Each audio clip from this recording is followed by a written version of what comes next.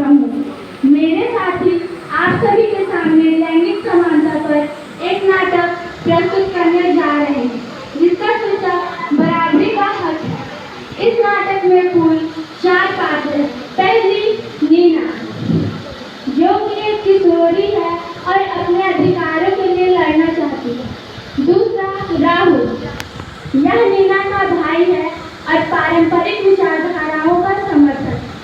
तीसरी माँ, यह एक गृहिणी है और अपने बच्चों के भविष्य के लिए चिंतित है। चौथे शिक्षक, यह लिंग समानता की बातें करते हैं। मुझे आशा है कि आपको हमारे नाटक की यह प्रस्तुति पसंद आएगी। धन्यवाद।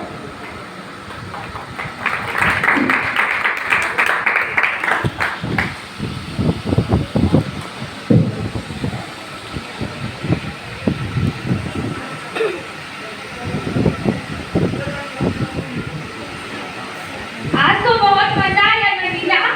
हाँ राहुल, आज तो बहुत मजा आया खेलने। चलो राहुल, अब हम होमवर्क बना लेते हैं।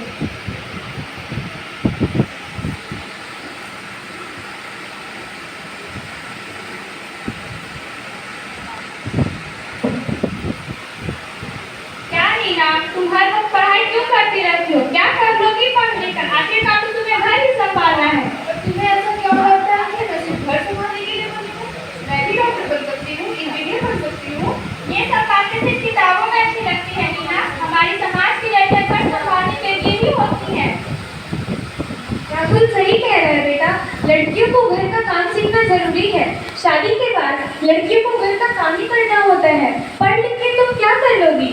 लेकिन माँ, मेरे भी तो सपने हैं। मुझे भी तो अपने सपने पूरे करने का अधिकार है। बेटा राहुल, मोबाइल बंद करो और ट्यूशन का होमवर्क बना लो। तुम्हारी ट्यूशन टीचर आती ही होंगी।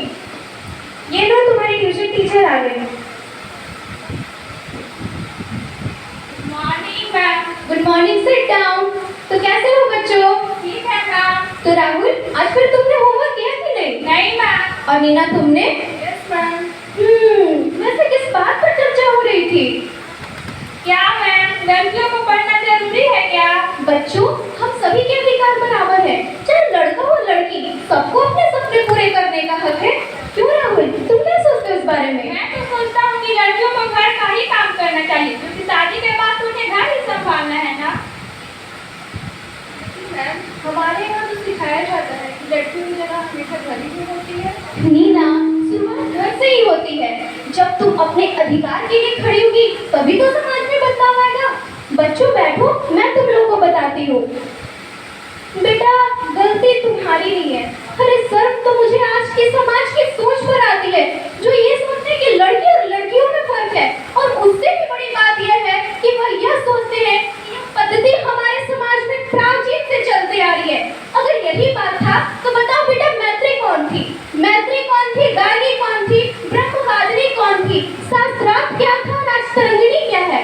बेटा, हमारे समाज में ना नारियों को प्राचीन काल से ही देवी का दर्जा दिया गया है। जहाँ कई लोग अपने भूमि को पिता के रूप में मानते हैं, वही हमारे समाज, हमारे देश में भूमि को मातृ का दर्जा दिया जाता है। अरे वो मुगली और अरबों की सोच, उस समय की तो बात ही कुछ और थी।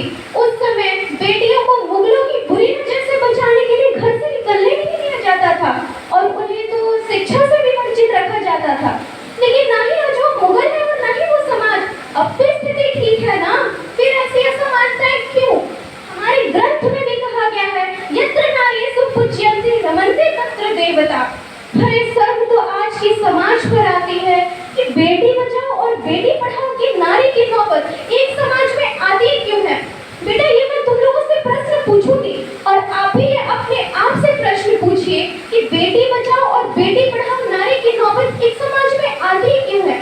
अरे पहला प्रश्न करो उन माताओं से जाकर, पहला प्रश्न करो उन माताओं से जाकर, भाई जो लड़की होने पर और हंसी पुत्र को पाकर। अरे नारी होकर नारी को ही छोटा समझा सबने, नारी होकर नारी को ही छोटा समझे सबने, और नारी होकर नारी ही क्यों लगे हृदय को चुभने। अरे दूध मांगते पुत्र तो क्या हम रक्त तुम्हारा पीती? दूध मांगते पुत्र तो क्या हम रक्त तुम्हारा पीती? दोनों के पदार्थ एक से हम भी यूं ही जीती। अरे पूछो उनसे जिन्होंने भेद किया शिक्षा मत पूछो उनसे भी जिन्होंने दोनों को पढ़वाया, लेकिन घर में बेटियों से ही घर का काम करवाया, लेकिन घर में बेटियों से ही घर का काम करवाया। मैंने आप लोगों की बातें सुनी। आज मेरी आंखें खुल गई है। बेटा नीना, मैंने तुम्हारी बातों में गौर किया। तुम जो चाहे बन सकती हो, मैं तुम्हारे साथ हूँ। बेटा, मुझे भी पढ़ाई का बहुत शौक था, पर पढ़ ना सकी, लेकिन मैं तुम्हारे साथ ऐसा नहीं होने दूंगी। सच में माँ? हाँ बेटा। हाँ नीना, मुझे भी अब समझ में आ गया कि सबको समान अवसर मिलना चाहिए। यही तो समानता है कि आज हर किसी को अपना सपना पूरा करने का अधिकार है। बच्चों, आज की कक्षा यही समाप्त होती है। आज के लिए बस इतना ही। अब कल मिलते हैं। धन्यवाद।